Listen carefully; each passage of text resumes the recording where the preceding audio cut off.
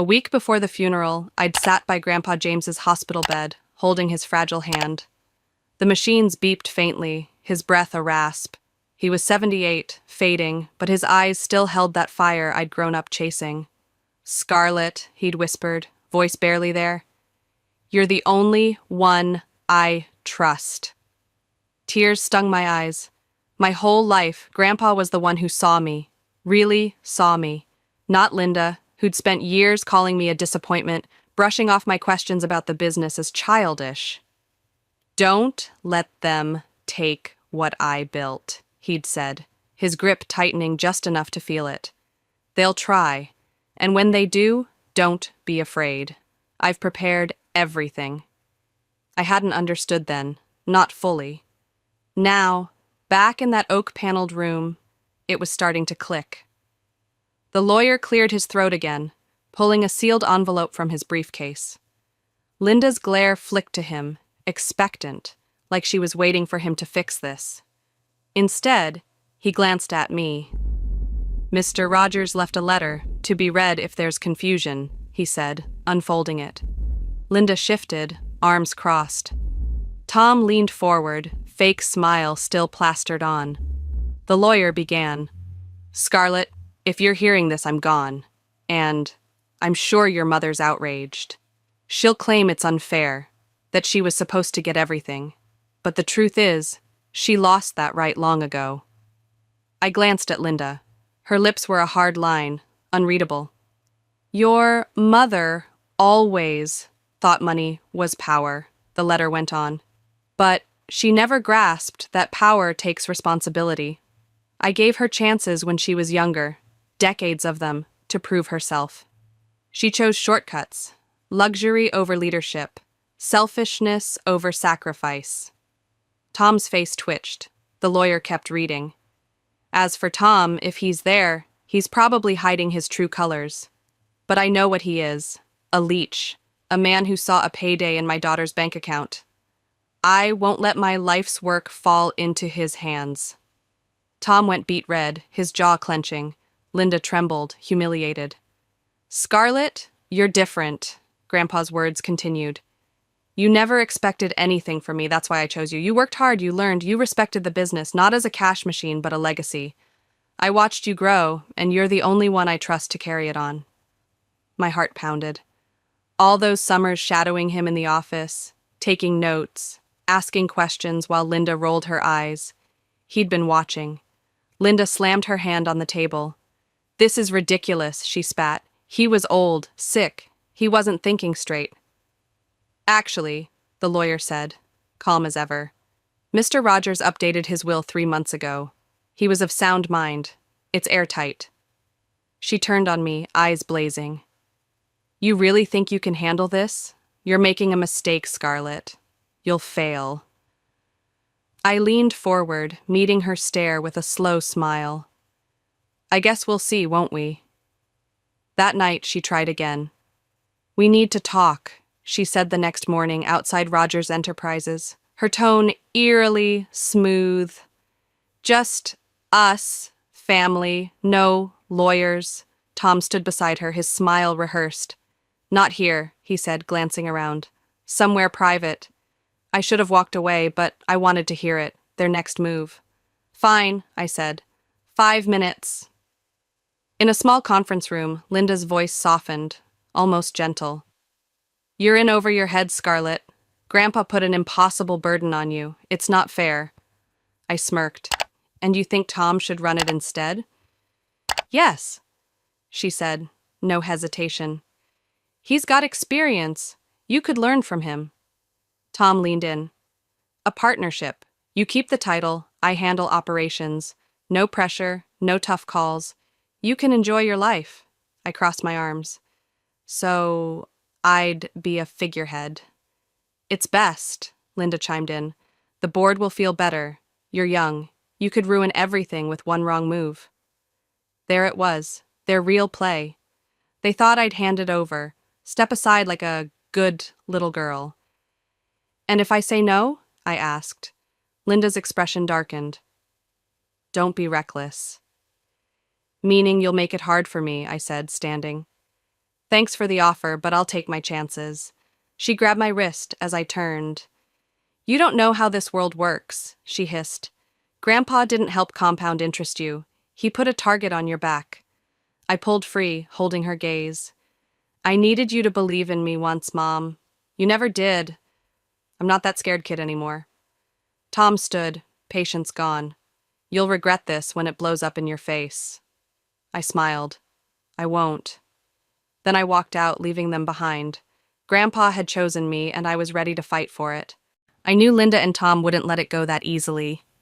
Their plan to sweet-talk me into a figurehead role had flopped, so I braced myself for the next hit. It came 2 days later, right outside Rogers Enterprises headquarters. The building loomed above me, a sleek tower of glass and steel, glinting in the morning sun, a symbol of everything Grandpa James had built, and everything I now had to protect. I was stepping out of my car, steeling myself for my first official board meeting as CEO, when a familiar voice cut through the hum of the city. Scarlett, we need to talk, Linda called, her tone too calm, too practiced. She stood by the entrance with Tom, their expressions carefully neutral, like predators sizing up prey. I stopped, keys still in hand, and met her gaze. Talk then, I said flatly, not moving an inch toward them. Tom glanced around, lowering his voice. Not here, somewhere private. Every instinct screamed to walk away, to ignore whatever desperate pitch they'd cooked up. But a small, stubborn part of me wanted to hear it, if only to know what I was up against. I exhaled slowly. Fine, 5 minutes. We ended up in a small conference room just inside the building, the walls bare and the air stale. Tom sat down like he owned the place, while Linda stood stiffly, arms crossed, watching me like a hawk. She started soft, almost gentle. You're in over your head, Scarlett. Grandpa put an impossible burden on you, and it's not fair to expect you to run a billion-dollar empire at 26. I smirked, leaning back in my chair. And you think Tom should run it instead? Yes, she said, without missing a beat. At least for now. He's got experience in leadership. You could learn from him. Tom jumped in, his smile rehearsed. Not exactly handing it over, a partnership. You'd still be the face of the company, keep your title.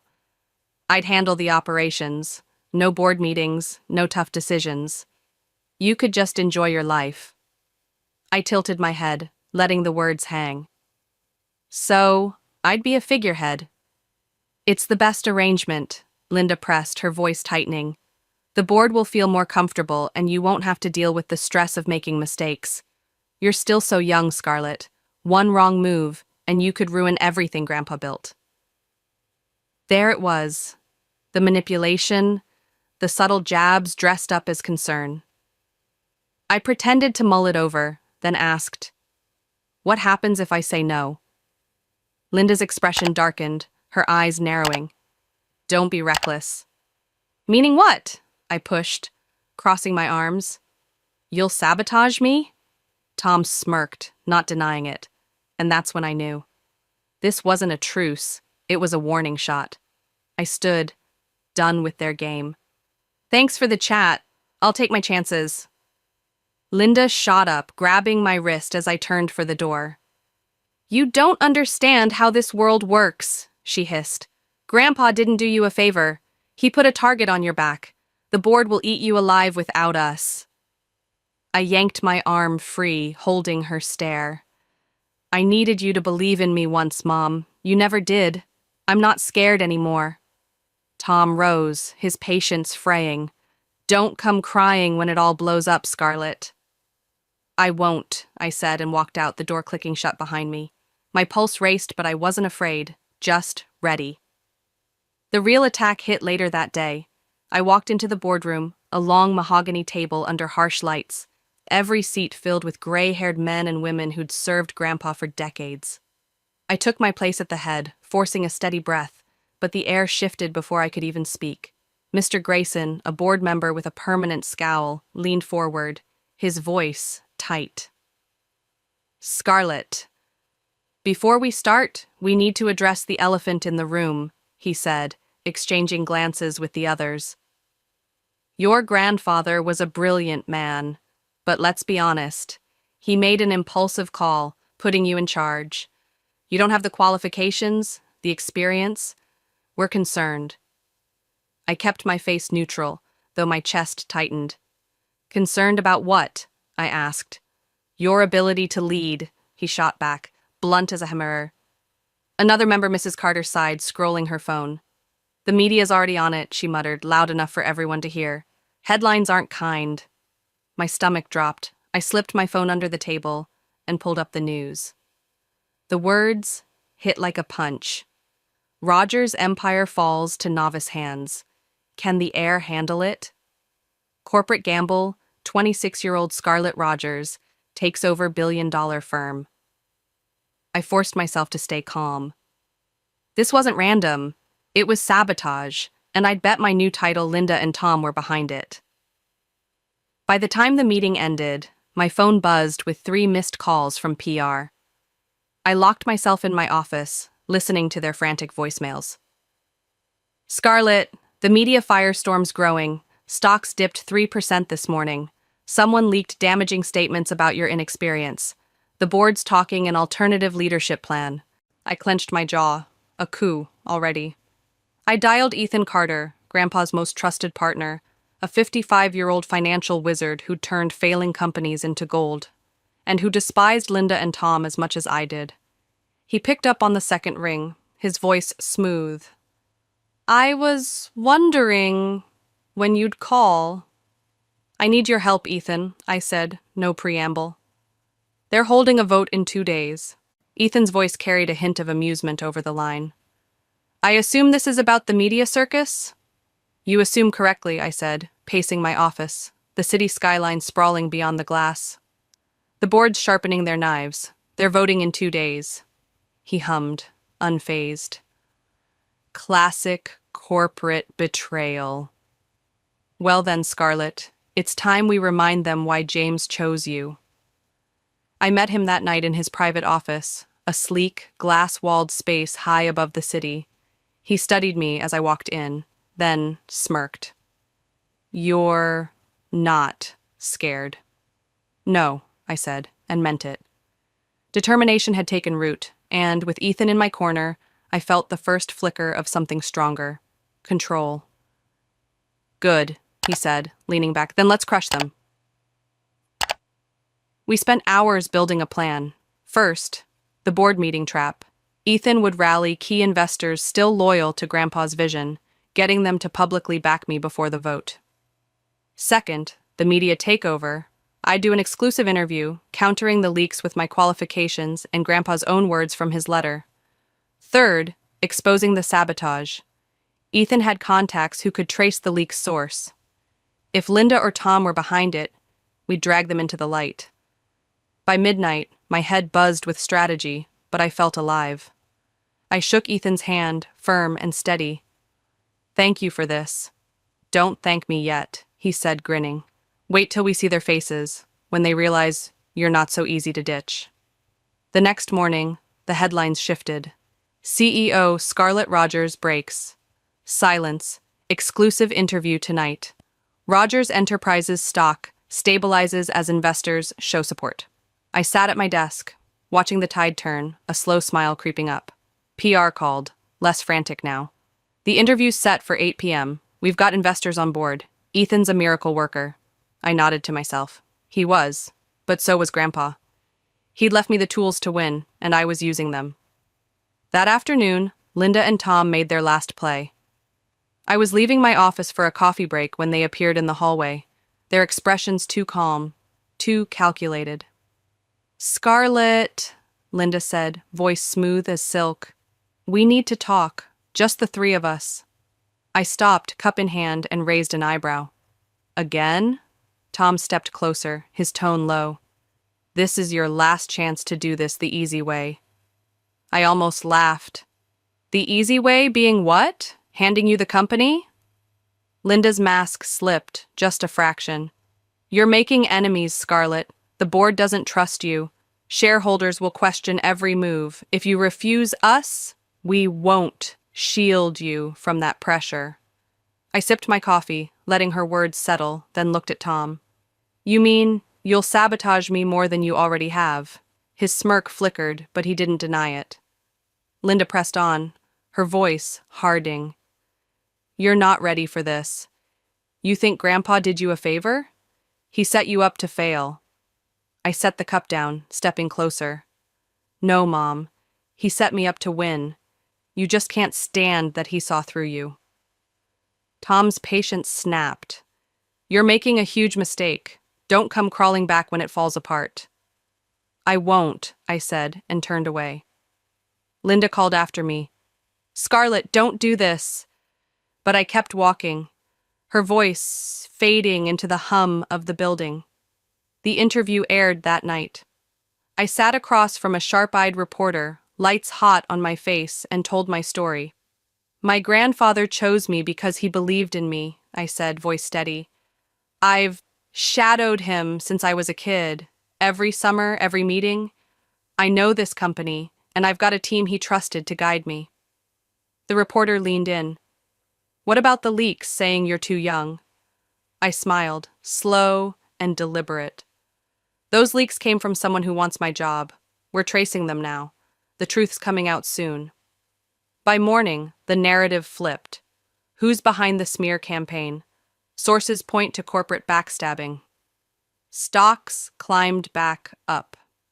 Ethan called, his voice smug. Told you we'd turn it around? The investors are solid. Board's on notice. I exhaled, relief washing over me. And the leaks? Working on it, he said. Give me a day. We'll have proof. That proof came faster than I expected. The next afternoon, Ethan emailed me a file. Emails, texts, call logs, all tied to a private account in Tom's name. He'd fed the media lies, contacted competitors to weaken our market position, all while playing the savior. I stared at the screen, my pulse spiking. This wasn't just sabotage, it was betrayal on a level I hadn't imagined. I forwarded it to Ethan. This enough? More than enough, he replied. Board meetings tomorrow, bring it. I leaned back, a quiet triumph settling in. Linda and Tom thought they could break me, but they'd handed me the weapon to bury them instead. Grandpa had been right. They'd try to take it. But I wasn't alone. Tomorrow, I'd show them exactly who they were dealing with. The morning of the board vote dawned cold and clear. I stood outside Rogers Enterprises, staring up at the glass tower that was mine to defend. Today would decide it all. Either I'd prove Grandpa James made the right call, or Linda and Tom would rip it away before I'd even begun. I straightened my jacket, the folder of evidence from Ethan tucked under my arm, and walked inside. My pulse thrummed, but my steps were steady. The boardroom was packed, every seat around the long mahogany table filled with stern faces. Men and women who'd built their careers under Grandpa, now eyeing me with doubt. Mr. Grayson sat at the head, his scowl deeper than ever. He banged a gavel once, his voice cutting through the murmurs. We'll begin with a vote. As many of you know, concerns have been raised about Scarlett Rogers' ability to lead. Several members have proposed an alternative plan, which we'll discuss now. The doors swung open, and there they were, Linda and Tom, striding in like they'd already won. My stomach tightened, but I wasn't surprised. They'd orchestrated this from the start. Tom cleared his throat, stepping forward with a practiced ease, his tone dripping with authority. Ladies and gentlemen, let's be honest. Running this company takes years of experience, and as much as we respect Scarlett, he flashed me a fake smile, we must prioritize what's best for Rogers Enterprises. I watched him pace, hands clasped behind his back, every word rehearsed. I have the experience, he continued. I know the company, and I have a strong vision for its future. That's why I propose I take over as CEO, with Scarlett remaining involved as a figurehead, the public face of the company. He sat down, smug, like the deal was sealed. Linda stood beside him, her eyes locked on me, daring me to flinch. The room hung silent for a beat, and I let it stretch, feeling the weight of their confidence. Then I spoke, my voice calm, deliberate. It's funny, Tom, because I remember you saying something very different in your private conversations. His face twitched, a crack in his mask. Excuse me? He said, leaning forward. I nodded to Ethan, seated beside me. He slid the folder across the table, its contents fanning out. Emails, texts, call logs, all damning. In the past week, I said, keeping my gaze on Tom, you and Linda have been working to sabotage my leadership. But it's not just the media leaks. You've been undermining the company itself. The board members reached for the papers, their expressions shifting as they read. Mr. Grayson's eyes narrowed, his voice low. What is this? Proof, Ethan said smoothly, leaning back. Proof that Tom's been contacting competitors, negotiating deals to weaken our market position, all while pretending to save us. Tom's face turned red, his hands gripping the table. This is outrageous. You can't prove— Oh, but we can, I cut in, my tone sharp. We traced the media leaks, too. They came from a private email registered in your name. Tom. Every lie about my inexperience, every headline. It's all you. The room erupted in murmurs, heads turning, eyes darting between me and Tom. Linda shot up, her glare piercing. Scarlett, enough! You're being ridiculous trying to smear him because you're scared. I smiled, slow and steady. I don't have to smear him, Mom. He did that himself. She opened her mouth to argue, but Mr. Grayson slammed his hand on the table, silencing her. That's enough, he barked, his voice cold. He turned to Tom, disgust etched in his frown. You were plotting against this company while posing as its savior. That alone disqualifies you. Tom's panic flared, his jaw clenching as he realized he'd lost. This is a setup, he started, but Grayson cut him off. It's time to vote, he said, his tone final. The board members exchanged glances, then one by one, hands rose in my favor. The count came unanimous, so I was CEO, officially, undeniably. I exhaled, my chest loosening as relief flooded in. Security escorted Tom out within the hour, his protests echoing down the hall. Linda followed, humiliated, pausing at the door to whisper, You'll regret this, Scarlett. I didn't answer. She'd lost, and she knew it. Later in my office, Ethan smirked across the desk. You did good, kid. James would be proud. I smiled back, the weight of victory settling in. Thanks, Ethan, for everything. A year later, I stood at a podium, facing a packed audience, the hum of their anticipation buzzing in my ears. The spotlight was warm, the business magazine in my hand crisp, its headline bold, Scarlett Rogers, the CEO who silenced the doubters. I took a breath, letting the moment sink in, then spoke, my voice steady. When my grandfather chose me to run Rogers Enterprises, plenty of people doubted me. They said I was too young, too inexperienced. I glanced at the magazine, then back at the crowd. But what they didn't see was that success isn't about age. It's about preparation, perseverance, and rising when everyone expects you to fall. The applause rolled through the room, loud and warm. I smiled, feeling the weight of the past year, not just the battles, but the wins. The company had thrived under me, stocks climbing, new deals signed. Linda and Tom had faded into irrelevance, their schemes buried by the truth I'd laid bare that day in the boardroom. I'd spent that first night after the vote sleepless, not from fear, but from the sheer size of it all. CEO at 26, an empire in my hands. Grandpa's belief in me had kept me steady then, and it did now. He'd seen what Linda never could. I wasn't here to take. I was here to build. Ethan sat in the front row, his grin sharp as ever. He'd stuck by me through the transition, his advice cutting through the noise. When the board tested me, when investors wavered. Now, as the clapping faded, he leaned back, arms crossed, a nod of approval in his eyes. I stepped off the stage later, the crowd still buzzing, and Ethan met me by the sidelines. Nice speech, he said, his voice low, amused. You earned this. Thanks, I said, matching his grin. Couldn't have done it without you. Don't mention it, he replied, stretching. Now go celebrate. You've earned that too. I nodded, but as he walked off, I lingered, flipping open the magazine again. The article detailed it all: the will, the sabotage, the vote, painting me as the underdog who'd turned the tables. It wasn't wrong, but it wasn't the whole story. I hadn't just survived Linda and Tom. I'd forged something new, a legacy that was mine as much as Grandpa's. That night, alone in my office, I looked out at the city skyline, the tower's lights reflecting off the glass.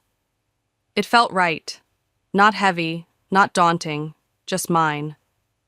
I'd proven them wrong, not with luck, but with grit. And I wasn't done yet.